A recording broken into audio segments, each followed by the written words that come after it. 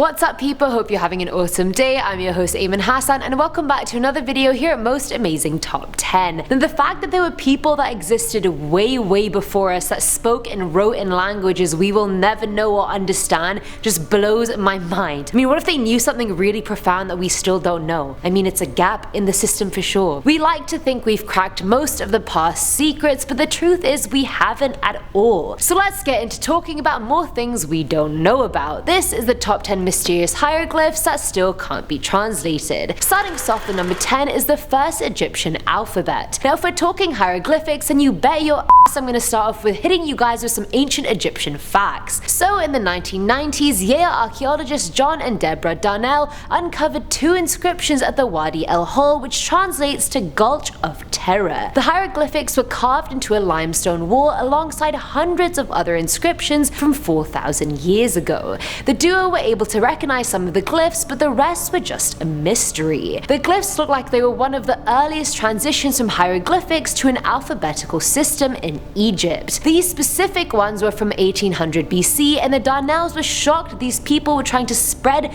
real modern writing amongst people that had no writing system. The hieroglyphics I've seen in movies and pictures are usually quite intricate and pictorial, but these ones were more loose and flowy, and there was just less literal representation of words, if that makes any sense at all. Coming in at number 9 is the SITOVO inscription. So back in 1928, the inscription was found by an archaeological expedition led by Alexander Peave. The inscription itself is 2 lines of carvings 3.4 meters long, and the individual letters are 40 centimeters tall. But before the expedition found it, a group of woodcutters actually discovered the markings and thought it would lead to hidden treasure. Spoiler alert, it didn't. The archaeologists had no idea what the inscription said, and in a plot twist turn of events, Alexander Peave was actually executed shortly after on suspicion for being a secret Soviet agent. The evidence held against him was the fact he had sent a weird coded message to the Soviet Union, which was actually just a copy of the inscription in hopes that they could decipher it. Many have tried to translate it, but all have failed. Can you believe that? Alexander died for this and we still haven't figured it out. This is shocking.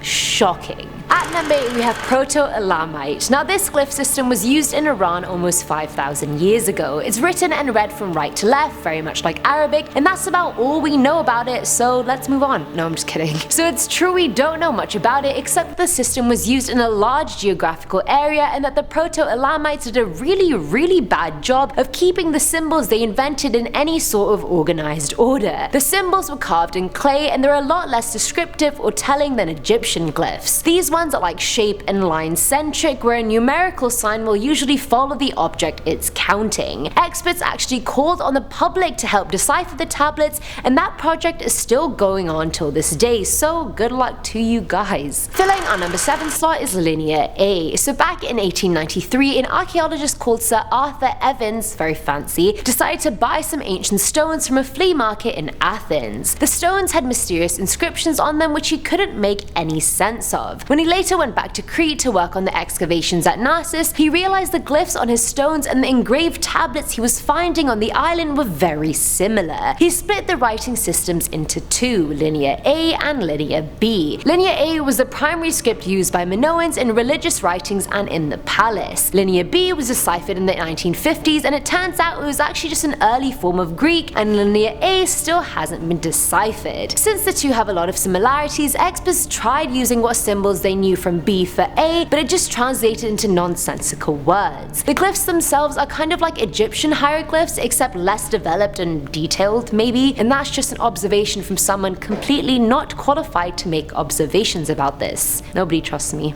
Now at number 6 is the CASCAJAL block. Found in Mexico by road builders in the late 90s, the CASCAJAL block is an iPad-sized writing slab which has been said to be as old as 1st millennium BCE. The 11 kg block was found among other ceramic pieces that were dated to the Olmec culture that ended in 900 BCE. This made it overtake the Zapotec writing, which was dated 900 BC and was the world's oldest writing before that. Archaeologists from Brown University described the glyphs as the earliest writing writing system in the New World. The 62 glyphs themselves, honestly, and I mean no disrespect, look like a children's drawing. Like if you asked a kid to draw a bug or a knife or a fire, I feel like this is the result you'd get. But even then, they still haven't ever been able to translate it properly, so there's that. Coming in at number 5 is the Indus script. 4,000 years ago, the Indus Valley civilization was what Pakistan, Iran, Afghanistan, and India are now. Now, the Indus script is the earliest form of writing from the Indian subcontinent, and we still have no idea what it says, which is just great. I mean, we're out here throwing cheese slices on animals for the gram, but we don't have time to decipher the Indus script. What are we doing?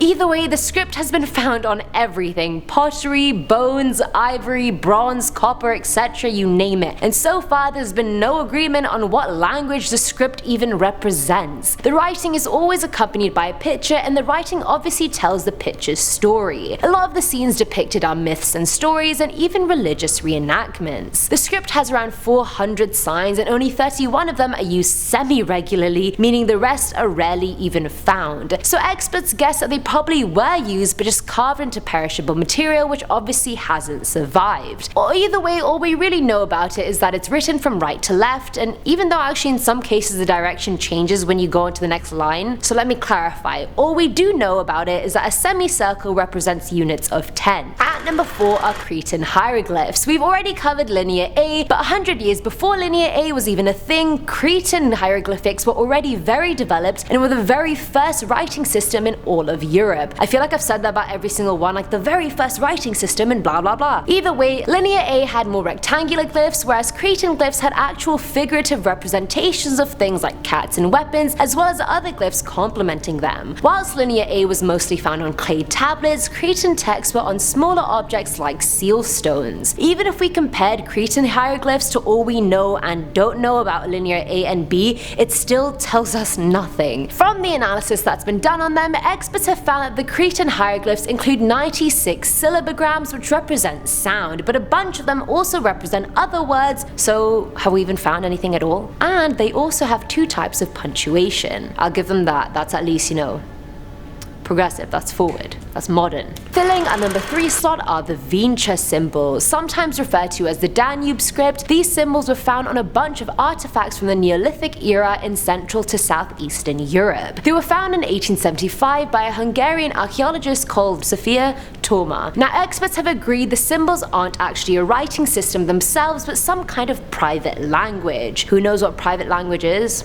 I certainly don't. Either way, some even think it's the earliest known writing system that paved the way for all the others. The symbols themselves kind of just look like numbers in Latin. I mean, one was 3 lines, another was a V and then a line, so it was very Latin-esque, yet they still have pictures and abstract symbols at the same time. The inscriptions are mostly found on pottery and figurines, and 85% of the inscriptions were just one single symbol. So because of that, people initially thought the symbols were just marks of property saying, this belongs to X, but that theory's been abandoned for a while now, so I don't really know what to tell you. Now at number 2 is the Singapore stone. Now this was a huge sandstone slab that was found at the mouth of the Singapore River, and which bore an undecipherable inscription. It was there for about 700 years before workers found it while clearing away the jungle trees to make room for a British fort. Archaeologists have concluded it could be from the 13th century or even as early as the 10th. The stone is absolutely covered in writing, and apparently the person who commissioned the stone was Sumatran. There's even a legend associated with the stone which says a 14th century strongman called Badang threw a stone into the Singapore River, and this was said stone. Modern theories point to the inscription being written in early forms of Sanskrit or Old Javanese, but no one's 100% sure. Either way, the slab got blown up to make way for the fort, and the stone that remains is at the National Museum of Singapore if you're interested in seeing it. No, this was not sponsored by the country of Singapore.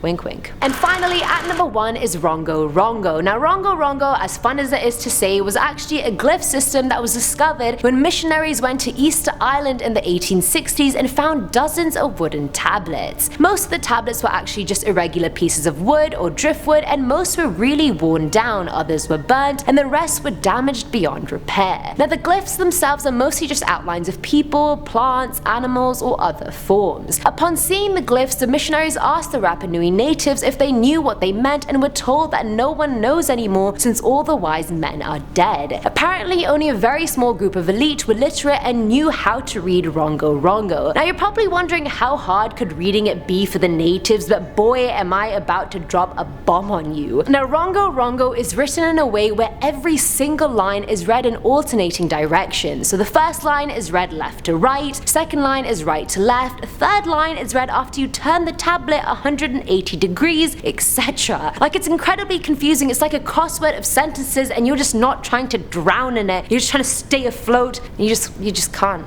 I couldn't. So, and that's all for today's video, guys. I really want to know what all these glyphs meant. Like, clearly people carved them for a purpose, for a reason, to communicate something, and here we are just not knowing what that is. It's sad, but it's reality. Deciphering codes and stuff is actually a lot of fun for me, even though they're hard as hell, so I can't even imagine how hard it would be to even approach the ones on this list. Either way, let me know what you guys thought below, and as always, I'm your host Ayman Hassan, and I'll see you next time. Bye!